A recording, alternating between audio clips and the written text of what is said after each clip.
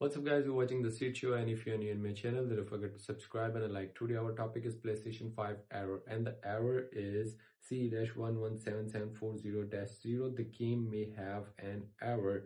So your application or a game getting the error, so I'm just going to share my screen on the left side and tell you how to fix this up. And here we are at the screen. Then you just check your file is update or a game is update or not. Sometimes you're having a DLCs updates, so you must update it, and then go to the check the system software update also, and check the storage also, you have enough storage or not for your application is updating.